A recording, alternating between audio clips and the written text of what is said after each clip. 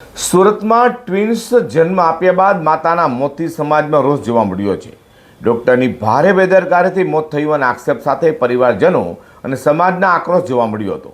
સમાજના લોકો દ્વારા મુખ્યમંત્રી, નાયબ મુખ્યમંત્રી, આરોગ્ય મંત્રી સહિતનાઓને પત્ર લખી ન્યાય અપાવવા અને દોષીઓ સામે કડક કાર્યવાહી કરવા એસઆઈટીની કમિટી બનાવવા આજરોજ આવેદનપત્ર આપી માંગ કરવામાં આવી છે। સુરતના દશનામ ગોસ્વામી સમાજ પત્રમાં લખ્યું છે કે સુરત પૂર્ણાગામ સદવિચાર હોસ્પિટલ ખાતે નિકિતા ગોસ્વામીની ઓપરેશન થિયેટરમાં સિઝેરિયન ડિલિવરી કરાઈ હતી। તે સમયે બે બાળકોને જન્મ આપ્યા બાદ પરિવારજનોના આક્ષેપ મુજબ ડોક્ટરની બેદરકારીના કારણે માતા નિકિતા ગોસ્વામીનું મૃત્યુ થયું છે। સાધુ સમાજની દીકરીની ન્યાય અને થોડી લાગણી અને માંગણીઓ છે જે યોગ્ય ન્યાયિક અને પૂરતી તપાસ માટે એસઆઈટી કમિટીનું ગઠન કરવા રજૂઆત કરાઈ છે।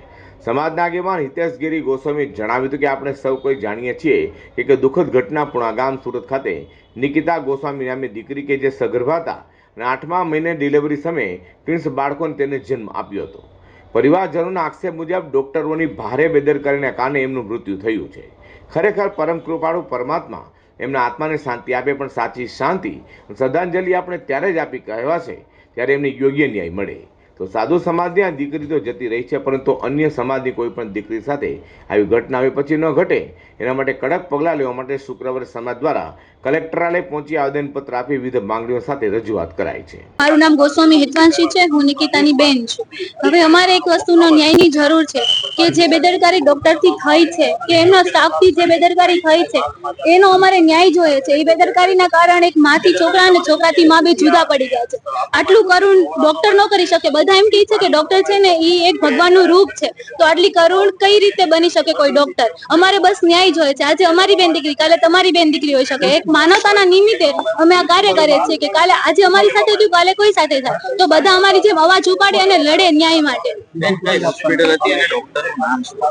નામ છે ડોક્ટરનું વીણા વર્મા અને હોસ્પિટલનું નામ છે સદવિચાર પૂર્ણાગામ। વિષય ઘટના એવી ઘટી થઈ છે કે સગર્ભા બેન કે જેમને ડિલિવરી સમયે એડમિટ કરવામાં આવ્યા સદવિચાર હોસ્પિટલમાં 8મા મહિને એને સિઝર કરી અને બે બાળકોને લેવામાં આવ્યા। બાળકો પણ અત્યારે કાચની પેટીમાં છે અને ડોક્ટરની બેદરકારીના કારણે આજે એ બેન નિકિતા ગોસ્વામીનું અવસાન થયું છે।